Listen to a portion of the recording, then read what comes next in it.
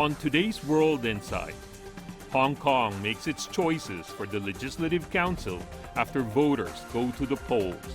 What does it mean for the HKSAR's future? Rita Fan, the LegCo's first president, weighs in. Hong Kong needs a Legislative Council that works for Hong Kong, that has Hong Kong's interests in their heart. And on the heels of the LegCo election, what are the city youth's aspirations and inspirations? How do they see their future? Direct answers from a Hong Kong youth leader.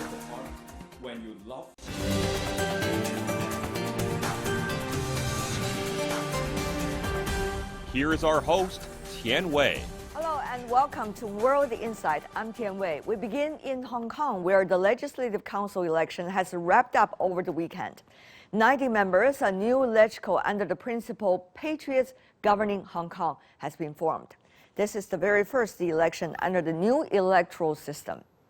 China has also recently issued a white paper on Hong Kong, saying the principle of one country, two systems provides the fundamental guarantee for the exercise of democracy in the city. On that, I talked to Rita Fan, the first president of the Hong Kong HKSAR Legislative Council from 1998 to 2008. Let's listen to our conversation. I'm very honored to be joined by Rita Fan, the first chairwoman of the Legislative Council of Hong Kong. Rita, what a pleasure to see you once again. You look terrific. I'm so glad to see you too.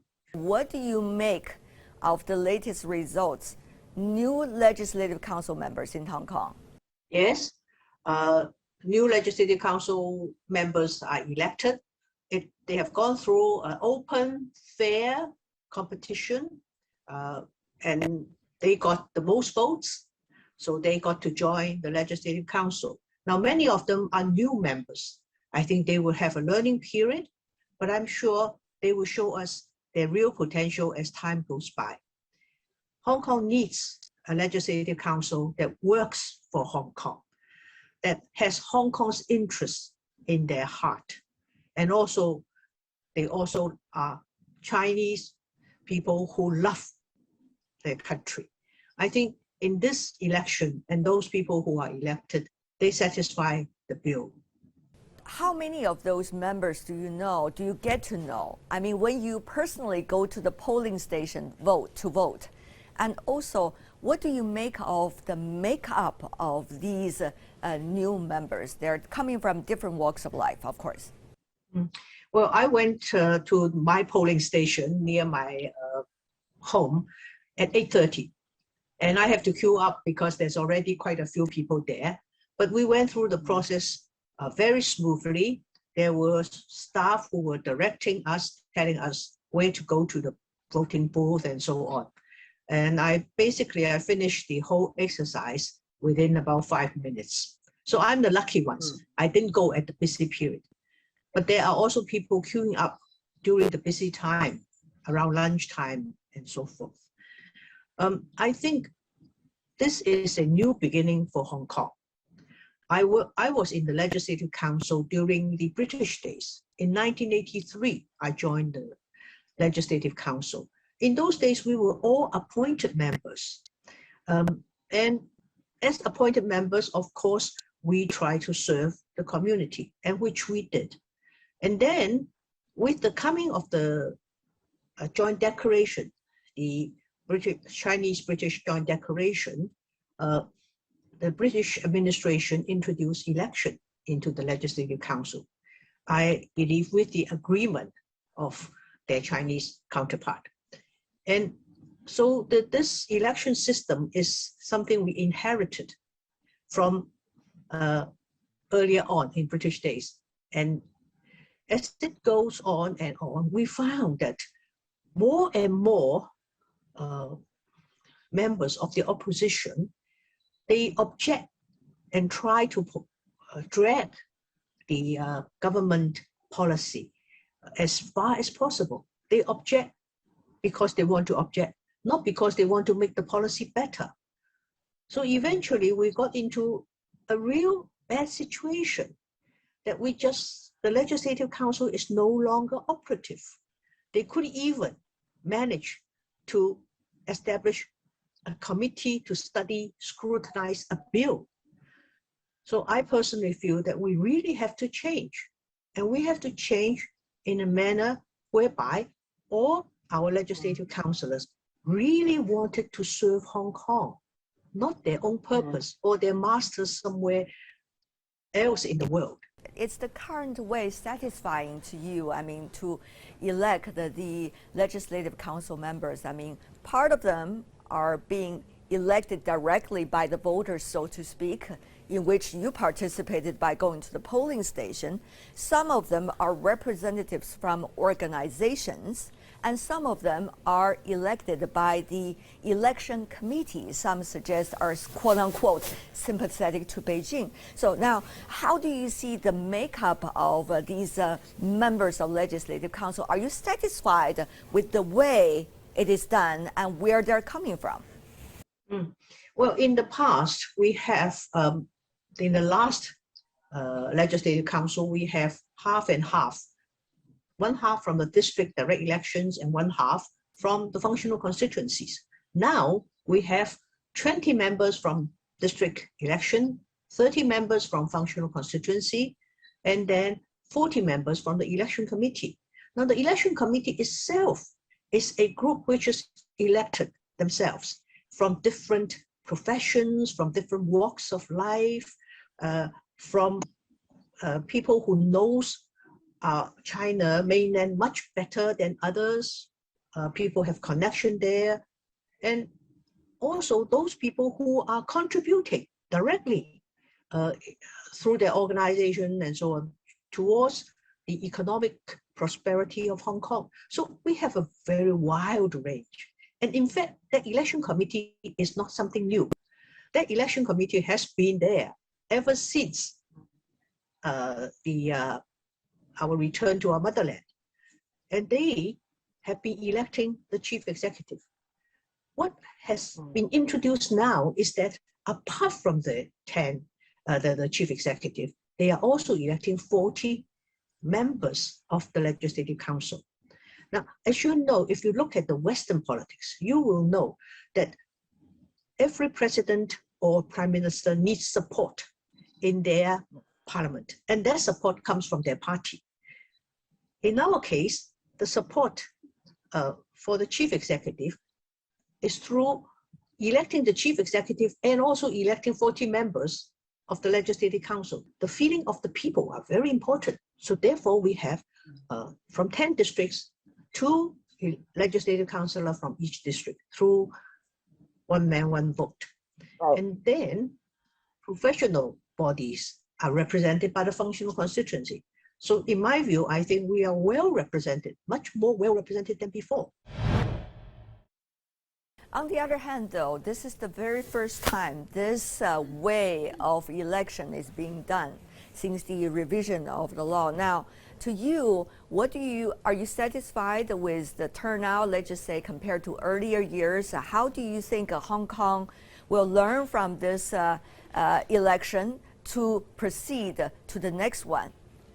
It will need time for this new Legislative Council to show how it can serve Hong Kong better. And through that process, I think they should try, first of all, to communicate better with the government, with the administration. And the officials in the administration must also make that effect to communicate better with the legislative councils, so that at least their direction are the same. You don't oppose something because you want to oppose. You oppose something because you want it to be better. And in doing so, you would make suggestions on how this policy can be even more suited to the needs of our community. Rita, however, before the election, there were concerns about if patriots is being considered as the priority. Would there be enough different voices within the Legislative Council be heard? And would there be efficient communication about the interests of the Hong Kong people between the Legislative Council and the administration? Your thoughts? Well, first of all, I don't think anybody in the Western world, in the United States or in the UK, will ever think that their parliament does not represent the views of the people, but they are all patriots. I cannot imagine that the US Congress will allow someone who wants to break up the federal states. So patriots to serve is a universal thing. There's nothing new or special about it. Now, having said that, I was on the committee whose responsibility is to look at the eligibility of the candidates. In 154 applications for candidacy, 153 passed, and the one who didn't get passed has nothing, the reason has nothing to do with political belief, because that person is receiving salary from the Hong Kong administration. So, so if people choose not to join this election, that is their choice, not the system's choice. If a person doesn't get elected because his supporter did not come out to vote for him, then that is the voter's choice, not the system's choice. The system have never stopped anyone who bona fidely wanted to serve Hong Kong and is also loyal to his country. There have been a lot of debates about democracy, quote unquote. There were arguments from different countries, cultures, talking about different forms of democracy, different formats of democracy. And of course, Hong Kong has become the center of debate in many of the conversations. So, Rita, how do you see now, this latest Legislative Council election and the kind of democracy Hong Kong is thinking about, and how is that idea really related to the general public, the average Joe, shall we say, on the streets in Hong Kong? The average Joe on the streets in Hong Kong, some of them understands this new system, and they decided to vote. And those constitutes about 1.35 million people who voted in this election. There are some who feel that, oh, it's so new, I couldn't get the hang of it. And they decided to opt off. Some decided they don't want to participate for whatever reason. So it is their freedom to join or not to join. Similarly, it applies to the candidates. Democracy is just like a pudding. The election is icing on the pudding. Now, the taste of the pudding is the real test. So it is not really the icing, it's the content, the substance that we as a voter enjoy, which tells us whether we are having our say, whether we are having what we wanted, we aspire to. My feeling is for different places, different countries, they have their different form of democracy. But the final test is this system serving the people? And are the people satisfied with the system? My conversation with Rita Fan, the very first president of the Legislative Council of Hong Kong since it returns to the motherland. This is World Insight with me, Tian Wei. Coming up, on the heels of Hong Kong's LegCo election, what are the city's youth aspirations and inspirations? How do they see their future? Direct answers from a Hong Kong youth leader. Next. From the heart to heart, when you love your country, when you love Hong Kong, so then it will be a lot of things that you go towards the positiveness of the build-up of our city. Welcome back. This is World Insight. I'm Tian Wei. With the newly elected Legislative Council, Hong Kong is looking to the future, and that has everything to do with the city's youth, how they see themselves and the world. Calvin Choi is one of them. He is the chief president of the Hong Kong Youth Association and vice chairman of the Greater Bay Area Homeland Youth Community Foundation. Let's feel the vibe of Hong Kong's young generation with him. The latest results of the Legislative Council have already been revealed. You, as a representative of a youth association in Hong Kong, what do you make of the result? I see that the results, of course, out of a very fair, open impartial and also an efficient process, I think, for the whole election process. Of course, it's especially meaningful this time because it's the first time of an election out of the revised, enlarged electoral system. So now that with Patriots administering Hong Kong, I think it's actually means a lot, I think, to people like us, born in Hong Kong, develop our career and our holidays, from Hong Kong, that we are seeing that people who loves the country, loves Hong Kong, gets to, rule Hong Kong. I think, and from how we see it is also that it's very much important that we have an efficient process of the LegCo, not only throughout the election process, but into the actual functioning. You look at the name list, a lot of post the 70s, 80s generation, and probably even moving to the 90s generation, very different group of people, right? I mean, it's our generation in a way. What do you make of this generation in Hong Kong? Obviously, they've been going through some of the ups and downs together with Hong Kong over the past few decades. I think Hong Kong young people are full of innovations, creativities. And now that for this election this time, I'm very glad to see that exactly like what you said, Wei, that people in our age group, you start to see more of the involvement in the election process. So not only for the 153 candidates, but also for the 90 selected members. So give you some statistic, right? People in the our age group, and also kind of younger than that, this people group actually represent more than 50%. Of all selected members.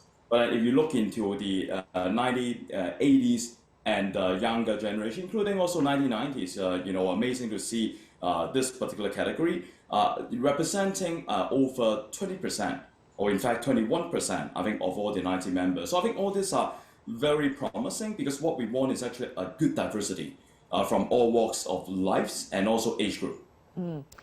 Already, as teenager or in the early 20s, I mean, your generation in a way, when Hong Kong returned to the motherland, that must be a very significant event in your memory of how Hong Kong is linked to the motherland and the rest of the world. So tell us more about, with the characteristics of this generation, how likely they are going to proceed with their job as the Legislative Council members. I think that, for younger generation, I think, the younger people in Hong Kong, of course, they need to have the good awareness, of, the understanding towards our nation. So most of the people in Hong Kong, or especially the younger generation, and now that not to mention also because of the COVID, many of the people might not have the opportunity to go back deeply into the mainland. So I think, I have the opportunity myself, I think, over my careers and professional development. I lived for several years in Beijing, in China. Those several years of timing actually helped me a lot in terms of the network of relationship, in terms of my understanding towards the actual functioning of our great country. So in a way that now that, presidency, mentioning that the future of China, the future of our nation belongs to the youth. So these are the leaders of tomorrow that we need to groom, we need to support, we need to promote more of their opportunities, but in fact connectivities with our wider, areas of our nation. So I think that, I very much want to see that the new LegCo to promote more of opportunities, I think, for Hong Kong younger people, but then, embracing the Greater Bay, I think the national strategy, and also into connecting with the wider part of our nation. Earlier, I was talking to Rita, Rita Fan, the first chairperson of the Hong Kong Legislative Council, certainly a very well-respected and very strong-minded woman. And she talked about her generation, she said, for a while, Hong Kong was mainly fascinated by exhilarating speeches and beautiful ideas and forgot to look onto the ground and feel connected with what's really going on with the realities. Now, that's for her generation. What about for our generation? How do people reflect upon over the past few years, especially people like you? You run some of the most significant and influential young people associations in Hong Kong. Tell me more about how you are interacting with your colleagues about this? I see that the most important areas of focuses will be how can we help, how can we cultivate, how can we promote more of opportunities for them, otherwise they do not have the exposure. So I think, over the past several years, I focus on several things. One is the world stage or exposures beyond the local, exposure that they otherwise will get to.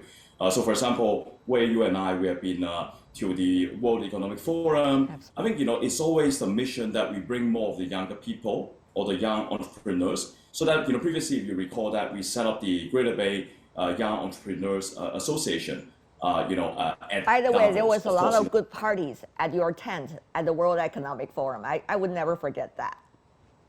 Exactly, all the good times, right? That's number one. I think so is world exposure, connectivity. Then number two, I think it's really about upskill, training, education. Because I think no one can know or learn about everything just by sticking to your old textbook or, without an open mind. But finally, I think, again, right, they need to have a good understanding towards our country, towards our nation, and towards Hong Kong. I think it's really about that, from the heart to heart, when you love your country, when you love Hong Kong, so then it will be a lot of things that you go towards the positiveness of the build-out of our city. One of the things we're experiencing right now, realities on the ground, by the way, is the pandemic. Now, whether it's about Greater Bay connectivity and also Hong Kong as the bridge, as the super connector between the mainland and the rest of the world as well. I mean, now that process has been partly hindered as a result of the pandemic, which everybody in the world has to face. So what do you make of this reality, and how can people be proactive rather than passive and pessimistic? I think first of all, is the mindset, right? I think really about how we could demonstrate resilience, perseverance during ups and downs and different challenges. I think over the past several years, of course, where you and I, and as in every Hong Kong people, we have been through SARS, we have been through the COVID, but then also in the some of the previous time, also those violent moments of time that right now I think first of all we see that the revised the enhanced electoral system now that with patriots administering Hong Kong will be very much important that we see an effective functioning of our LegCo, so that I think there will be more of a promotional of policies to support the future of Hong Kong. I think that's number one. I think number two is really that how we should look into ourselves to self-develop, but also to grow ourselves individually to align, with the bigger national dream of our country. But also, I think for Hong Kong, having every attribute, the strategic positioning of us, under one country, two system, the Greater Bay Area, ourselves, being the most international city, with our world exchange, with lots of the kind of attributes. One thing that I feel very glad and also to have also enjoyed, and also benefited from process is that you see that the Hong Kong government now giving out more of the virtual licenses to support the digitalization of the financial services sector. So not only the virtual bank, virtual insurance, virtual asset exchange, and everything surrounding, but now they also have Wealth Connect, and also for the newer rules and innovations from our stock exchange. How will the administration, the Legislative Council, and together with the general society in Hong Kong, be able to digest the history and understand it in a way that is efficient? When we look into the newer and enhanced system, I mean, no one can say that, now that everyone, across the city or, maybe even internationally, they understand enough thoroughly, about the new systems. I think it's really about that over time. You need time. I think, now there's just the first election out of it. So over time, we are very confident that people will get to know more about, the good result of it, the efficiency, the effectiveness of the new LegCo, but also the functioning of the overall government. I think ultimately it's not just about a governmental situation, but it's from a G to C, so from government to commercial or corporations into the mass. So we all need to work together. It's a collective effort. So I think that's number one. I think number two, I think it's really about civic education. Over time, we get to know a lot more about our country, throughout, ourselves, kind of going into the actual places, interacting, learning, and also developing, our own businesses or individually. So I think, all this, are really towards a positive goals or an ongoing process. So I think civic education, I would say that will be very much important. Hopefully the new LegCo members can focus a lot into the areas to support and cultivating the right concept and the right understanding towards our country, starting with the youth. What do you like to say to those newly elected Legislative Council members?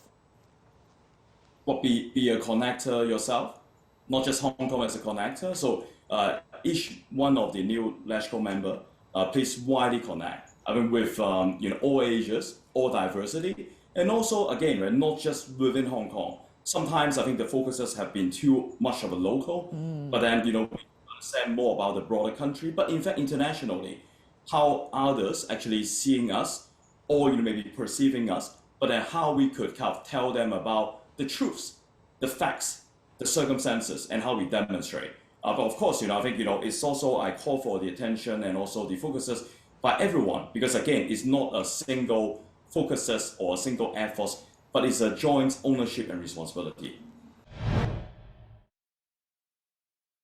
My conversations on Hong Kong today. Before we go, Tuesday marks this year's Winter Solstice Festival, also known in China as the Dongzhi Festival.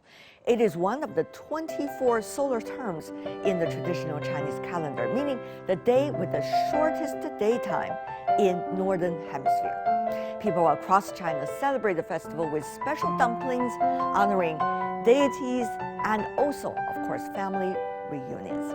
It is a time-honored tradition for Chinese in the mainland, in Hong Kong, and everywhere in the world. And we are a big family, and you are welcome to celebrate that festival with all of us. And that's all the time we have for today. If you'd like to see more, search World Insight or check out our YouTube channel. Follow us on Twitter and Facebook. I'm Tian Wei. On behalf of the team, thanks for watching, and see you tomorrow.